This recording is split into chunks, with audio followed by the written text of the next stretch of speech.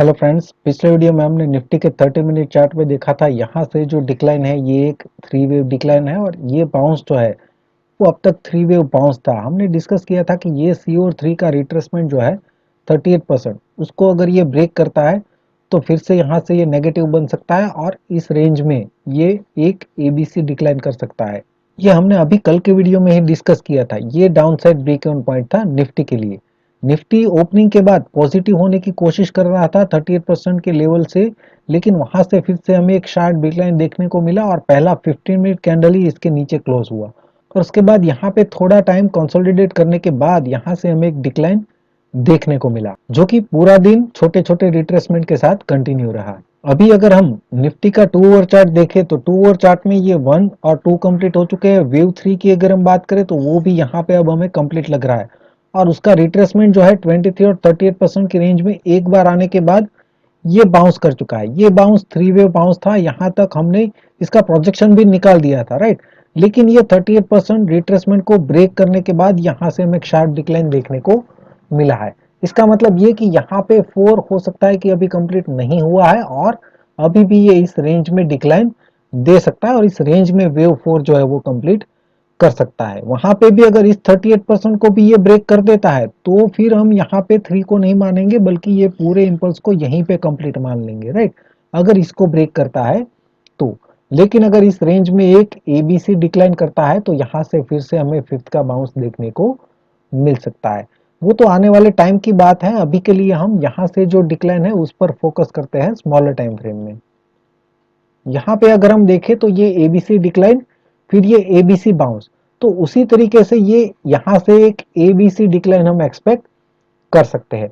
उस केस में हमें क्या देखना होगा कि ये इंपल्स के बाद एक फिर एक करेक्टिव बाउंस हमें देखने को मिले, जो कि इसका 50 टू 61% का रिट्रेसमेंट लेता है और उसके बाद फिर से हमें एक इंपल्सिव डिक्लाइन देखने को मिल सकता है, राइट, जो कि इस रेंज में कंप्लीट हो सकता है। इस तरीके का हम सिनारियो आने वाले टाइम में एक्सपेक्ट कर सकते हैं। उसके लिए हमें पहले ये पता करना है कि ये इंपल्स कंप्लीट हुआ है कि नहीं हुआ है। अगर ये इंपल्स कंप्लीट हुआ है तो फिर यहाँ पे हमें एक करेक्टिव बाउंस देखने को मिल सकता है। तो उसके लिए इस इंपल्स को हम स्मॉलर टाइम फ्रेम में देख के समझने की कोशिश करते हैं कि क्या वो कंप्लीट हुआ है, तो फिर ये करेक्टिव बाउंस हम एक्सपेक्ट कर सकते हैं। उसे अगर इंपल्स को स्मॉलर टाइम फ्रेम में देखें 5 मिनट चार्ट में तो यहाँ पे 1 और 2 कंप्लीट हो चुके हैं।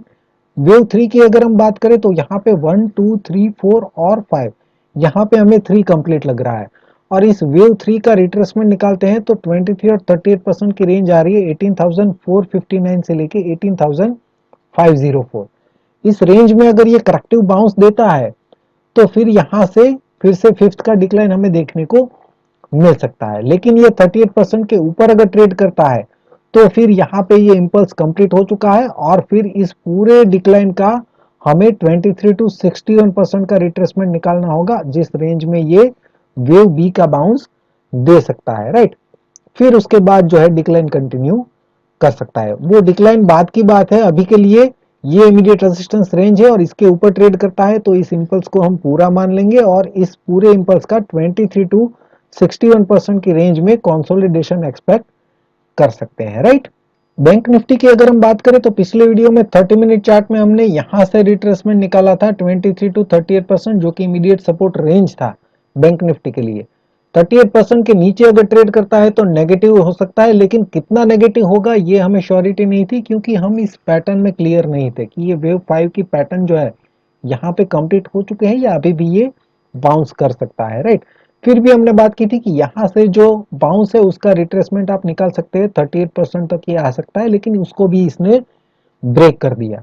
अभी बैंक निफ्टी का अगर हम 2 आवर चार्ट देखें तो 2 आवर चार्ट में यहाँ पे 1 और 2 कंप्लीट हो चुके हैं और वेव 3 भी यहाँ पे 1 2 3 4 और फिफ्थ इस तरीके से कंप्लीट लग रहा है। तो इस वेव 3 का रिट्रेसमेंट निकालते हैं तो 23 और 38% की रेंज जो है यहाँ पे हमने ऑलरेडी मेंशन की हुई है। इस रेंज में हमें एक डिक्लाइन देखने को मिल सकता है। लेकिन अभी के लिए हम क्या कर रहे हैं, यहाँ से जो डिक्लाइन है उस पर फोकस करने की कोशिश करते हैं। ये जो डिक्लाइन है वो किस तरीके का डिक्लाइन है, ये इंपल्सिव फिर करेक्टिव और फिर इंपल्सिव, इस तरीके से ये आने वाले टाइम में प्रोग्रेस कर सकता है। तो इस डिक्लाइन को अगर हम स्मॉलर टाइम फ्रेम में देखें तो ये बैंक निफ्टी का 5 मिनट चार्ट है। 5 मिनट चार्ट में मैंने देखा तो यहाँ पे मुझे ये ए ओवर 1 और बी ओवर 2 लगा। फिर ये जो डिक्लाइन है मैंने कैजुअली इसको देखा, अगर मैं सी ओवर 3 का रिट्रेसमेंट निकालता हूँ तो 23 और 38% की रेंज ये इमीडिएट रेजिस्टेंस रेंज है वेव 4 के लिए, राइट। अगर इस रेंज में एक करेक्टिव बाउंस आता है तो वहां पे 4 और फिर से फिफ्थ का डिक्लाइन यहाँ पे कंटिन्यू कर सकता है, राइट। ऐसा हो सकता है इमीडिएट मूव के लिए। लेकिन फिर मैंने इसको स्मॉलर टाइम फ्रेम में देख के समझने की कोशिश की कि इसके इंटरनल काउंटिंग क्या हो सकते हैं। तो जब मैंने इसको 3 मिनट चार्ट में देखा तो 3 मिनट चार्ट में यहाँ पे 1 और 2 उसमें कोई चेंजेस नहीं है, लेकिन यहाँ पे अगर मैं देखता हूँ तो वेव 3 के अंदर ये 1 2 3 4 और फिफ्थ का प्रोजेक्शन अगर मैं निकालता हूं तो ऑलरेडी 100% को यहाँ पे ये ब्रेक कर लेता है। तो हो सकता है कि यहाँ पे 1 2 और 3 यहाँ पे ही कंप्लीट हो चुके हैं और फोर्थ के बाद फिफ्थ का प्रोजेक्शन निकालते हैं तो वहां पे मिनिमम प्रोजेक्शन भी ऑलरेडी अचीव हो चुका है। इसका मतलब यहाँ से जो इम्पल्स शुरू हुआ है वो या तो यहाँ पे पूरा हो चुका है या फिर इस रेंज में पूरा होगा। तो मेरे ख्याल से यहाँ से प्रेजेंट लेवल से या इस रेंज में से हमें एक करेक्टिव बाउंस देखने को मिल सकता है, जो कि इसका 23 टू 61% का बाउंस हो सकता है, जो कि करेक्टिव मूव होना चाहिए, राइट।